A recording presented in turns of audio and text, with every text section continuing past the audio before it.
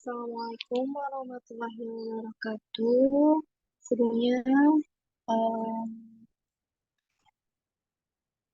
izin memperkenalkan diri, nama saya Tiara Rahayu dengan NPM C10190206.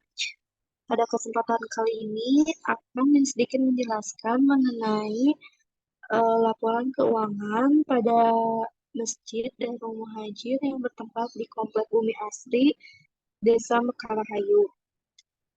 Dapat kita lihat di sini ada laporan penghasilan komprehensif, yang mana di sini terdapat informasi mengenai pendapatan tanpa pembatasan dan pendapatan dengan pembatasan. Untuk pendapatan tanpa pembatasan terdiri dari pendapatan dari saldo periode sebelumnya sebesar 923.800. Untuk pendapatan dari DKM sebesar 500.000, pendapatan infak masjid sebesar 90.000, dan pendapatan dari Kenslang sebesar 854.600, yang dimana untuk total pendapatan tanpa pembatasan sebesar 2.368.400.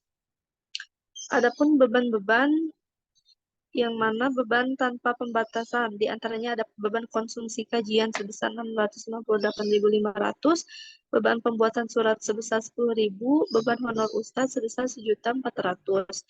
Untuk total beban tanpa pembatasan nominalnya sebesar 2.108.500.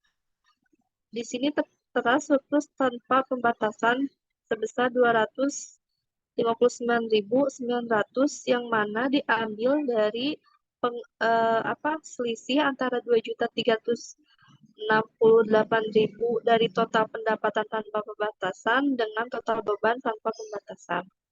Lalu selanjutnya ada dengan pembatasan dari pemberi sumber daya, yang mana ada pendapatan dengan pembatasan. Di antaranya ada pendapatan dari infak forum komunitas remaja masjid dan rumah haji sebesar 250.000.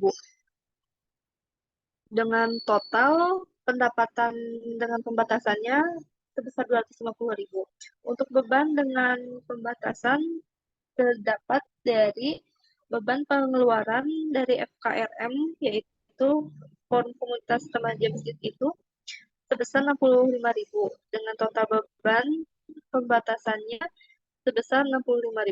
Adapun di sini surplus dengan pembatasannya sebesar 185.000 yang diambil dari selisih pengurangan antara total pendapatan dengan pembatasan dikurangi dengan total beban dengan pembatasan. 250.000 dikurangi 65.000 sebesar 185.000. Untuk penghasilan komprehensifnya tidak tercantum, di mana total penghasilan komprehensif sebesar 444.900.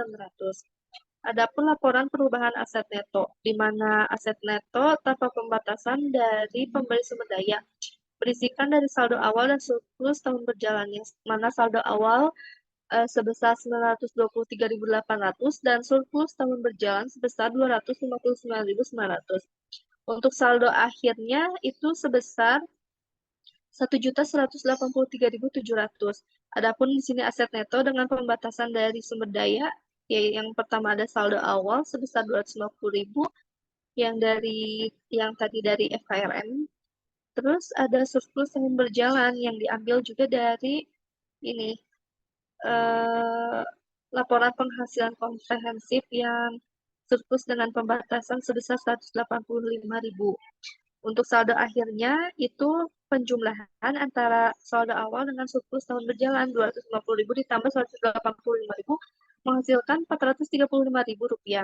Untuk total aset neto itu penjumlahan antara saldo akhir dari aset neto tanpa pembatasan dari sumber daya dari pemberi sumber daya dengan saldo akhir aset neto dengan pembatasan dari sumber daya, yang mana 1.183.700 ditambah 435.000 menghasilkan 1.618.700 rupiah.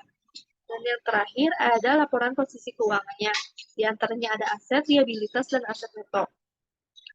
Untuk aset lancarnya terdapat kas dan setara kas, juga perlengkapan masjid dan rumah haji. Di mana kas dan setara kasnya itu sebesar 923.800 dan dan perlengkapan listrik dan rumah hajinya sendiri sebesar 10.340.000. Diperolehlah total aset lancar sebesar 11.263.800 rupiah. Adapun aset tidak lancarnya itu tidak tercantum karena tidak diberitahu. Lalu ada total aset, lalu diperoleh total aset sebesar 11.263.800 rupiah.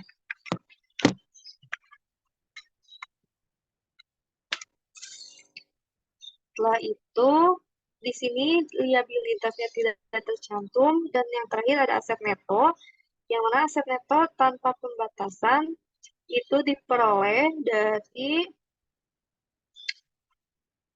saldo akhir dari aset neto tanpa pembatasan dari pemberi sumber daya yang diperoleh dari laporan perubahan aset neto sebesar 1.183.700, dan untuk aset neto dengan pembatasan yang sama diperoleh